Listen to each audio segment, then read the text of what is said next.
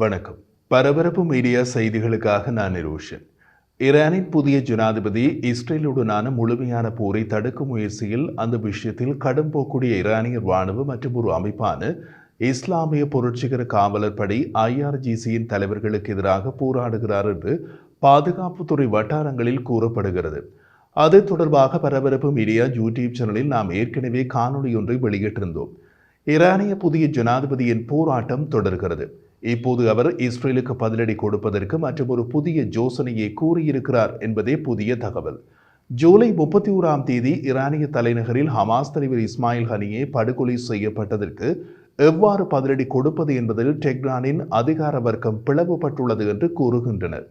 ஈரானிய ராணுவத்தின் இஸ்லாமிய புரட்சிகர காவலர் படை IRGCயில் உள்ள உயர்மட்ட ஜெனரல்கள் டெல் அவீவ் நகரம் உட்பட பிற இஸ்ரேலிய நகரங்களில் நேரடி தாக்குதல் செய்ய வலியுறுத்துகின்றனர்.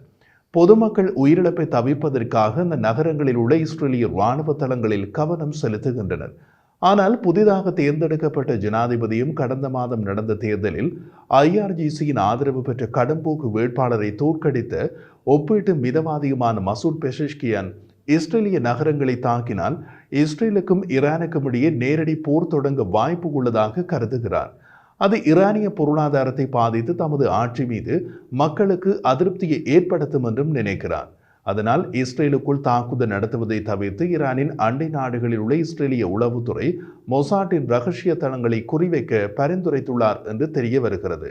இது ஏற்கனவே நடந்துள்ளது. ஈராக்கில் குர்திஸ்தானில் உள்ள இஸ்ரேலிய உளவுத்துறை மொசாட்டின் உளவு தளங்கள் என்று ஈரான் குறிப்பிட்ட இடங்களில் IRGC முன்னர் குறிவைத்துள்ளது. ஈராக் குர்திஸ்தானில் உள்ள மொசாட் உளவு தளங்கள் என்று ஈரான் கூறும் இடங்களில் கடந்த ஜனவரி மாதம் ஈரான் தாக்கியுள்ளது. இதில் உள்ளூர் கோடீஸ்வர வர்த்தகர் மற்றும் அவரது குடும்பத்தினர் உட்பட பல பொதுமக்கள் கொல்லப்பட்டனர். அந்த ஈராக்கிய வர்த்தகர் மொசாட் முகவர் என்றது ஈரான். அது உண்மையாக இருந்தால் அப்படியான இலக்குகளை தாக்கி பதிலடி கொடுங்கள் என்கின்றார் ஈரானிய புதிய ஜனாதிபதி. IRGC இஸ்ரேலுக்கு எதிராக மிகவும் ஆக்ரோஷமான பதிலடி கொடுக்கும் முயற்சியில் திரு பெசஷ்கியானை குறைமதிப்புக்கு உட்படுத்த முயற்சிக்கிறது என்று ஜனாதிபதியின் உதவியாளர் பிரிட்டிஷ் ஊடகம் தி டெலிகிராஃபிடம் தெரிவித்தார்.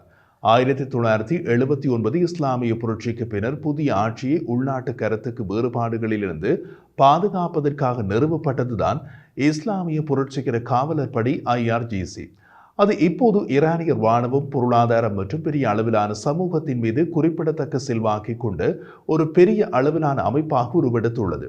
ஈரான் எவ்வாறு பதிலடி கொடுப்பது என்பதை தீர்மானிக்கும் இறுதி பொறுப்பு சுப்ரீம் தலைவர் அயதுல்லா அலி கமீனியையே சாரும். இஸ்ரேல் மீதான எந்த ஒரு நேரடி தாக்குதலும் கடுமையான விளைவுகளை ஏற்படுத்தும் என்று திரு பெஷஷ்கியான் அஞ்சுவதாக ஜனாதிபதியின் நெருங்கிய உதவியாளர் தெரிவித்தார். கடந்த முறை இஸ்ரேல் ஈரானுடன் முழுமையான போருக்கு செல்லாதது எங்களுக்கு அதிர்ஷ்டம் என்று அவர் குறிப்பிட்டார்.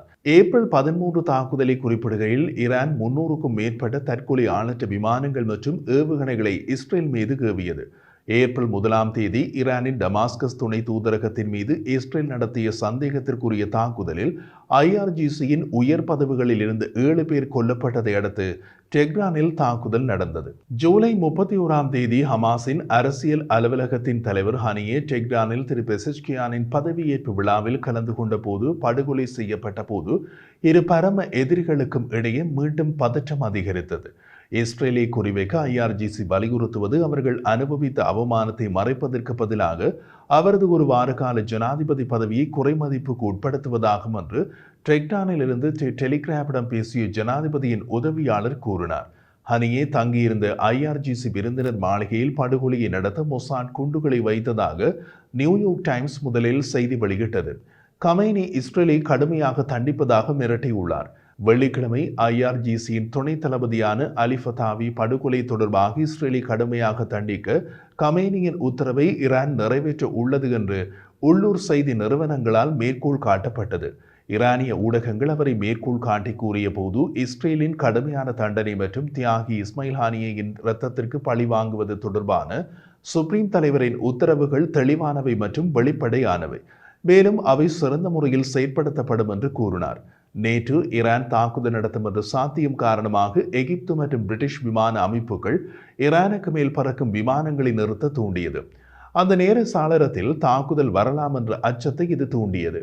ஈரானின் மேற்கு எல்லையில் சமீபகால ராணுவ பயிற்சிகள் திரு பெஷஷ்கியானை மிரட்டுவதற்காகவே என்றும் கூறப்படுகிறது. அதே நேரத்தில் ஐஆர்ஜிசி இஸ்ரேலை குறிவைப்பதில் மிகவும் பிடிவாதமாக உள்ளது. அது எளிதானது என்று அவர்கள் நினைக்கிறார்கள் என்று தி டெலிகிராஃபிடம் கூறிய திரு பெஷஷ்கியானின் இரண்டாவது உதவியாளர், அசர்பைஜான் குடியரசு அல்லது ஈராக் குர்திஸ்தானில் இஸ்ரேலுடன் தொடர்புடைய எங்காவது குறிவையுங்கள், அதற்கு முன் இந்த நாடுகளுக்கு தெரியப்படுத்தவும் முழு நாடகத்தையும் முடிக்கவும் என்று அவர் பரிந்துரைத்துள்ளார். பதவி பிரமாணம் செய்து சில மணத்தியாலங்களுக்கு பின்னரே அது நடந்ததால் ஜனாதிபதி அவமானமாக உணரவில்லை. ஈரானுக்கு ஏற்பட்ட அவமானம் சில மணி நேரத்திற்கு முன்பு வரை இருந்த ஆட்சியாளர்களுக்கே என்று புதிய ஜனாதிபதிக்கு அல்ல என்றார் அவர். ஈரானிய அரசு லெபனான் ஹெஸ்புல்லாவை இன்னமும் அதிநவீன ஆயுதங்களுடன் ஆயுத பாணியாக்கவும் ஈரானின் தீவிர ஆதரவோடு போரிட அனுமதிக்கவும் அவர் பரிந்துரைத்துள்ளார். வடமேற்கில் ஈரானின் எல்லையாக இருக்கும் அசர்பைஜானுடன் இஸ்ரேல் ராஜதந்திர உறவுகளை பேணி வருகிறது. திரு பெஷஷ்கியானுக்கு நெருக்கமானவர்களில் பலர் ஹனியின் பாதுகாப்பின் அலட்சியம் ஈரானின் புதிய ஜனாதிபதி பெஷஷ்கியானை போருக்கு இழுக்கும் நோக்கத்துடன் இருப்பதாக நம்புகிறார்கள். வேறு சில தரப்புகள் ஹமாஸின் தலைமையை அகற்றுவதற்கான மற்றொரு ஹமாஸின் விருப்பத்தை நிறைவேற்றும் நடவடிக்கை என்கிறார்கள். பொதுவாகவே தீவிரவாத அமைப்புகள் இதெல்லாம் சகஜம். அவர்களுக்கு புரிந்த மொழியில் பேசிக்கொள்வார்கள். அவர்களுக்கு புரிந்த மொழி துப்பாக்கி, ஏவுகணை மற்றும் வெடிகுண்டு. பாதுகாப்பு மீறல் தொடர்பாக பல்வேறு பிரிவுகள் ஒருவரை ஒருவர் எதிர்கொள்வதால் ஐஆர்ஜிசிக்குள் ஒரு பழி விளையாட்டு இப்போது வெளிவருகிறது.